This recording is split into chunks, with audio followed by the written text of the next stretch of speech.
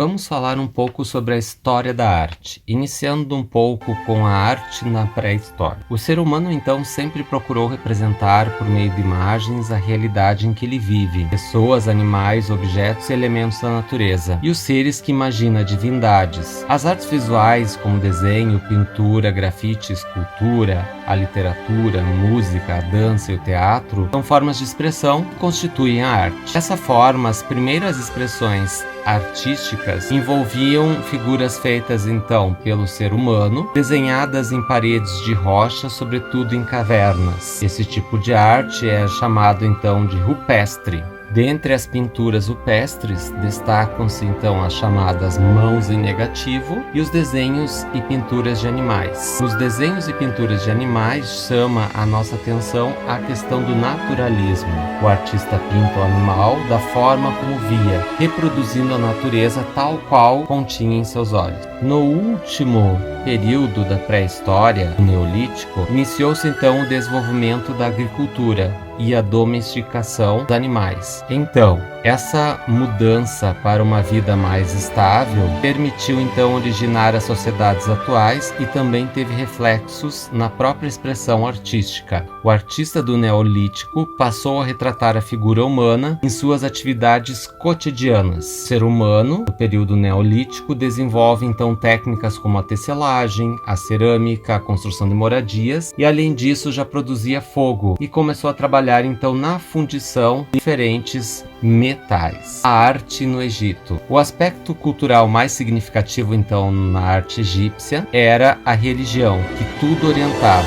Acreditava-se então em vários deuses e numa vida após a morte, mais importante que a vida terrena. A felicidade e a garantia então da vida depois da morte dependiam de rituais religiosos. E a arte, nesse sentido, como não poderia deixar de ser, refletia essa visão religiosa que aparece representada em túmulos, esculturas, vasos e outros objetos deixados junto aos mortos. Cabe ressaltar que nas esculturas deveriam revelar características do retratado, como a sua fisionomia, os traços raciais e a sua condição social. Arte na Grécia. Embora os gregos tenham imitado os egípcios, no início, com o tempo passaram a criar sua própria arquitetura, escultura e pintura, movido por ideias próprias em relação à vida, à morte e às divindades. Na questão da escultura, o escultor grego começou então a não se satisfazer mais com a postura rígida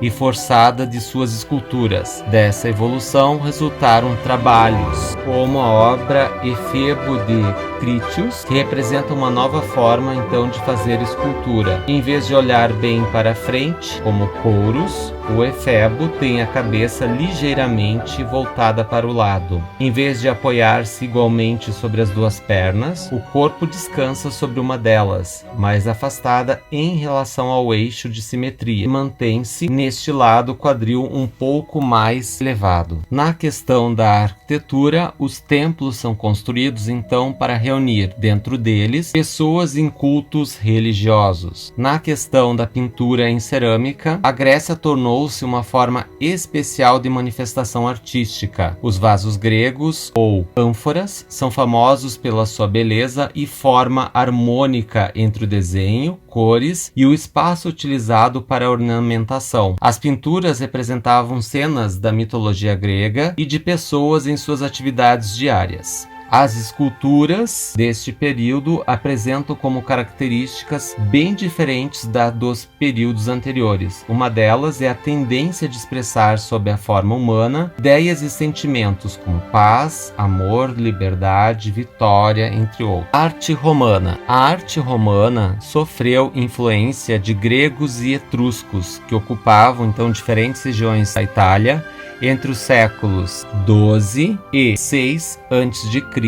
Os romanos receberam dos etruscos a ideia de que a arte deve expressar a realidade vivida. Os gregos herdaram a visão de que a arte deve expressar um ideal de beleza. O conhecimento dos romanos sobre arco e sobre a construção de abóbodas possibilitou-lhes criar amplos espaços internos livres de colunas. Como exemplo, o Panteão, arte românica. Então, depois de décadas décadas do século III, os imperadores romanos começaram a enfrentar lutas internas pelo poder. Havia ainda a ameaça de fronteiras do império por parte de povos invasores, a quem os romanos chamavam de bárbaros. Começava a decadência do Império Romano e o desaparecimento quase completo na Europa Ocidental da cultura greco-romana ou clássica. Essas tradições só viriam a ser retomadas no século IX, com Carlos Magno, coroado imperador do Ocidente. A questão da arquitetura, da arte românica, as principais características são a utilização de abóbodas nos pilares de forma maciça, que sustentam as paredes espessas com aberturas estreitas usadas como janelas. Na pintura, os afrescos tinham como modelo as ilustrações dos livros religiosos, pois na época, nos conventos, era a intensa produção então de manuscritos ilustrados à mão com cenas da história sagrada. Assim, nessa pintura românica, praticamente não se registram assuntos de cunho profanos. Outra coisa era o emprego de cores chapadas, o que se convencionou chamar de colorismo, ou seja, cores uniformes sem preocupação com meios tons ou jogos de luz e sombras, e a própria ideia de deformação da imagem em nível de tamanho e concepção entre cabeça, corpo. A arte gótica. A Idade Média então foi um dos períodos mais longos da história. Ela durou cerca então de 10 séculos. Iniciou-se no ano de 476, com a ocupação de Roma pelos bárbaros, e o seu fim foi em 1453, quando ocorreram então dois fatos importantes: a tomada de Constantinopla pelos muçulmanos e o fim da Guerra dos 100 Anos entre a França e a Inglaterra. Na questão da arquitetura e escultura, a característica mais importante então da arte gótica é a abóboda de nervuras, muito diferente da abóboda de arestas românica. As largas paredes, então, com janelas estreitas das igrejas românicas dão lugar, então, a paredes muito mais altas e com grandes janelas preenchidas, então, com belos vitrais. Na questão da pintura, a pintura gótica ela vai se desenvolver nos séculos 13 e 14 e no início do século 15, quando começa então a ganhar novas características que anunciavam o Renascimento. A principal delas foi o realismo. Os artistas procuravam pintar as figuras da forma mais fiel possível ao que viam. O Renascimento é um movimento cultural que se desenvolveu na Europa entre 1300 e 1650. Nessa época, o espírito inventor que tomou conta da Europa no Renascimento tinha como visão um pensamento humanista, o resgate então das premissas da antiguidade clássica e também a pesquisa artística, a investigação científica. No Renascimento, a principal preocupação era a representação fiel da natureza, a ideia de mimesis, ou seja, a cópia fiel da realidade. A ideia era a admiração então pelas obras greco-romanas, a partir de esboços, desenhos, dissecação de cadáveres, a superação da arte da antiguidade clássica. Nessa época do Renascimento, basicamente no século XV, a ideia era retratar temas religiosos, mas queria representar outros acontecimentos do mundo a partir da investigação científica. Na Alta Renascença, nós temos como principais artistas Leonardo da Vinci, Miguel Ângelo, Rafael e Tiziano. O Renascimento vai se expandir para a Alemanha e para os Países Baixos, e aí nós vamos ter grandes nomes, de artistas como Holbein, Bosch e Bruegel. É importante destacar que no fim do século XV, enquanto a Europa vivia o chamado Renascimento, os portugueses e espanhóis lançavam-se ao Atlântico em grandes viagens que resultaram na dominação do continente americano. A civilização maia, por exemplo, construíram grandes cidades e desenvolveram uma arquitetura monumental, como mostram obras encontradas em regiões do sul do México, da Guatemala e de Honduras. Os maias desenvolveram também a escultura, a decoração de seus templos e palácios, na forma de monolitos. Os monolitos são monumentos feitos a partir sido um único bloco então de pedra. E a cerâmica também impressiona por sua técnica refinada. O movimento do barroco, a partir então do século XVI, ele contrapõe-se à ideia da pesquisa renascentista. Afasta-se de aspectos ligados à racionalidade em detrimento de uma visão mais subjetiva de mundo. Considera a ideia do absurdo ou grotesco. Ele vai negar as formas de construção clássicas, a importância aos efeitos de luz e sombra nas pinturas, as composições na diagonal, não privilegiando a centralização e equilíbrio de formas, ou seja, há vários focos de atenção nas pinturas. Os temas envolviam natureza morta, cenas do cotidiano, retratos individuais e de grupo, cenas bíblicas e também dramáticas. Entre os artistas desta época citam-se Miguel Ângelo de Caravaggio, da Itália, Diego Velázquez, da Espanha, Rembrandt, da Holanda. O barroco no Brasil desenvolveu-se a partir do século XVIII ao início do século XIX. Na Europa, esse estilo já havia sido abandonado. O movimento do rococó, valorização então de aspectos decorativos, o emprego de cores claras e a retratação então da sociedade francesa. Há uma contraposição ao caráter monumental do barroco, focava-se na aristocracia, mostrava-se a vida e o poder dos reis e de sua corte, como Luís XIV. O uso então de cores claras, mais uma vez a evidência, o foco na beleza e na graciosidade das figuras. Entre os principais artistas desta época, nós temos Antoine Watteau, Jean-Honoré Fragonard. Eles pintavam então temáticas bucólicas e aristocráticas. O próximo movimento foi o neoclassicismo, que ocorre na Europa a partir do século XVIII e indo até o século XIX, onde há a retomada dos preceitos da antiguidade clássica, do período greco-romano, tendo os modelos de equilíbrio, clareza e proporção daquela época. Além disso, nós temos no neoclassicismo uma época do iluminismo, que vai influenciar mais para frente o realismo e o impressionismo. No iluminismo se trabalhava muito a questão da individualidade e questões do tempo, temas que exploram basicamente a objetividade da natureza e da criação humana. Nessa época, a crítica aos excessos do rococó e do barroco. As cores, luzes e sombras eram pesadas, e os principais artistas da época eram Jacques-Louis David, que de certa forma trabalhava a valorização de aspirações revolucionárias, era o artista oficial do Bonaparte. Outro artista era Jean-Auguste Dominique Ingres, que era discípulo então de Jacques. Nicolas Poussin, que pintava então temas mitológicos da antiguidade clássica e paisagens. Claude Lorrain, que retratava elementos do período greco-romano em suas pinturas, paisagens, e elas vão, de certa forma, impulsionar o próximo movimento, que é o impressionismo. Já no Brasil, no início do século XIX, é marcado então pela vinda da família real portuguesa, que pretendia ficar fora então do conflito entre a Inglaterra e a França, que era governada por Napoleão.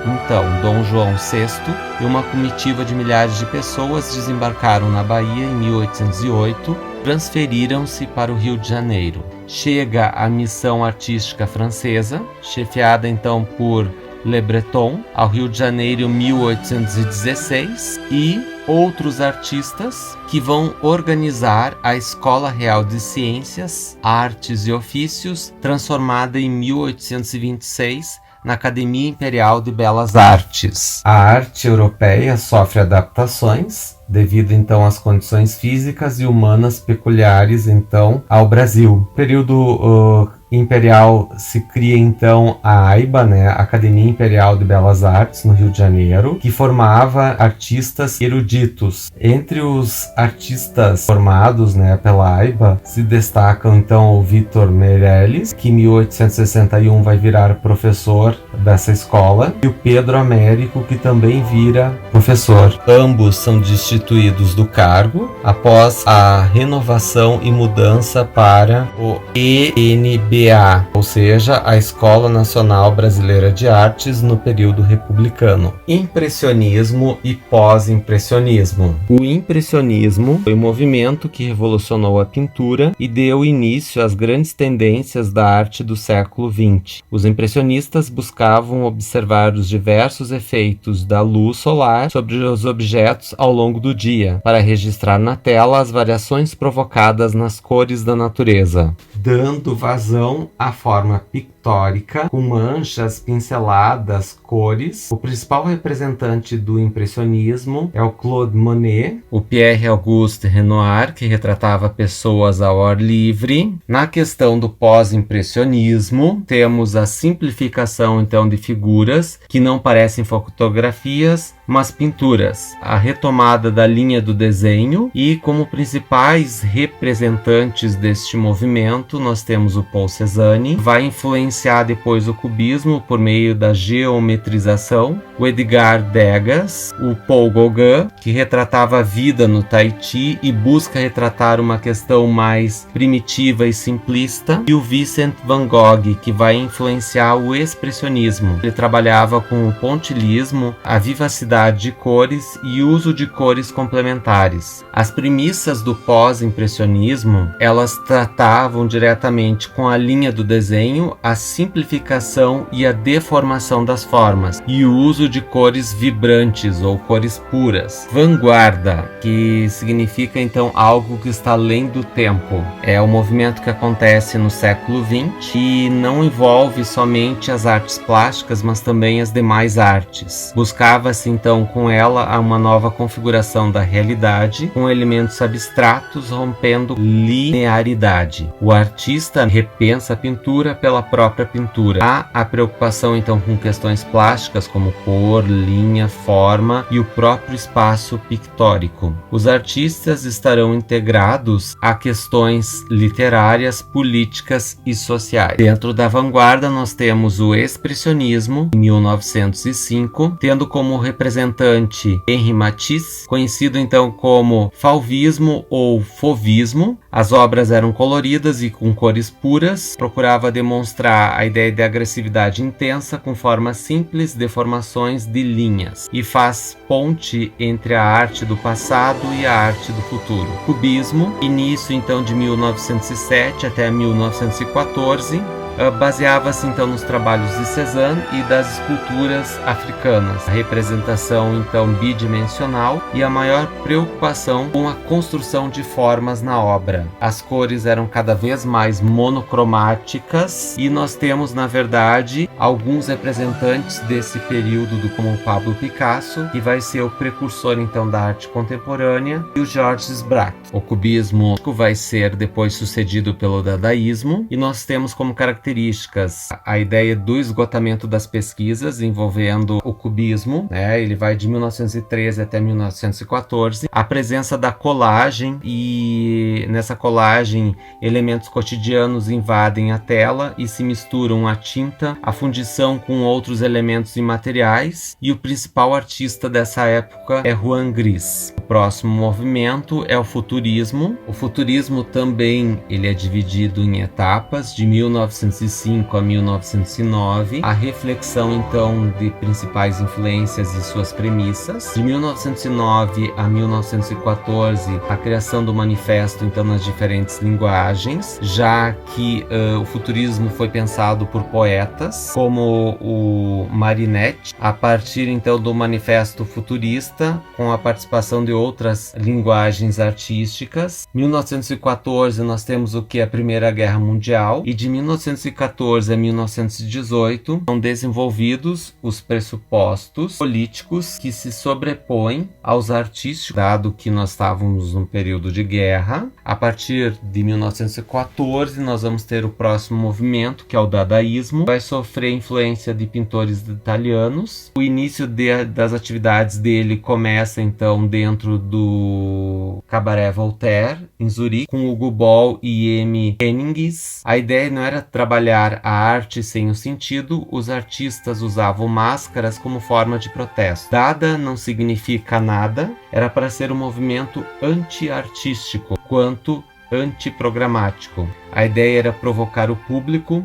mostrar a igualdade entre o artista e o público, a não diferenciação de uma obra industrial e autoral, entre outros elementos. Aqui nós temos como principal artista Duchamp, e esse movimento ele renasce de novo a partir da década de 1950 até 1960, com Jasper Johns e Robert Rauschenberg, e ele foi incorporado ao surrealismo. O surrealismo surge em 1924 na França, a partir da destruição do dadaísmo. André Breton foi o idealizador da área literária, influenciado então pelas teorias do sonho e do inconsciente de Freud. A ideia era explorar as imagens dos sonhos de forma irracional. O público tinha que refletir sobre a obra projetada. Os artistas deixaram vários pensamentos a partir de registros em suas obras. Entre os principais artistas nós temos Juan Miró, Salvador Dalí, Brasil no período republicano. Os principais representantes do período, Almeida Júnior, vai instaurar a modernidade, culminará com a Semana de 1922. Trabalha com a temática regional e um novo olhar para a proposta artística. Outro representante desse movimento foi Lazar Segal, e ele fez então o primeiro contato com a arte europeia mais inovadora. Outros nomes, como Anita Malfatti, Di Cavalcanti, Tarsila do Amaral,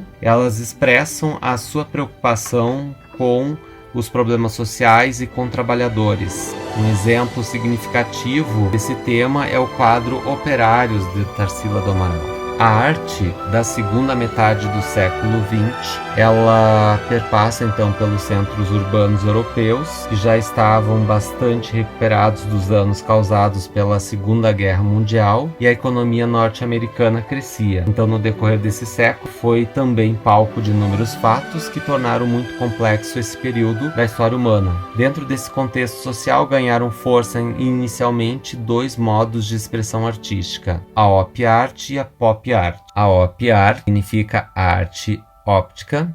Compõe-se então de obras em que figuras geométricas, em preto e branco ou coloridas, são combinadas de modo a causar no observador então sensações de movimento. Trata-se de uma arte que simboliza as constantes mudanças na realidade em que se vive. Já a pop art, seu interesse se volta para o dia a dia das grandes cidades, somente as norte-americanas, as imagens, o ambiente, a vida proporcionada pela tecnologia industrial. Assim, seus temas apreciam na forma de símbolos e produtos de consumo em massa, pelo grande público, como lâmpadas, dentifrícios, automóveis, sinais de trânsito, eletrodomésticos, alimentos enlatados e até a imagem de grandes estrelas do cinema norte-americano. No Brasil, então, na metade do século XX, vamos ter também representantes como Tomei Otaki, que vai desenvolver suas obras tendo como subsídio a liberdade na combinação de cores e linhas. Alex Fleming tem um trabalho diversificado envolvendo pintura, gravura, poesia, entre outras coisas. Pessoal, finalizamos então nosso breve histórico